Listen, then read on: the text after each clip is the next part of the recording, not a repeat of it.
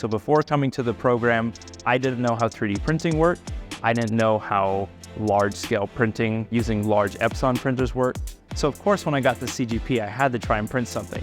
So this was the first 3D print I ever made. This is a replica of the Jurassic Park claw that Alan Grant was holding in the first scene where he scares a little child. Not necessarily accurate, but it was a great way to show what 3D printers could do. And CGP not only gave me a chance to flex and practice those skills, but also to do it at my own liberty. CGP does this awesome thing where they require all the students to do a summer internship. I ended up helping to remake an actual dinosaur that will be on display at the Museum of the Rockies in the new exhibit, Cretaceous Cross Roads, this summer.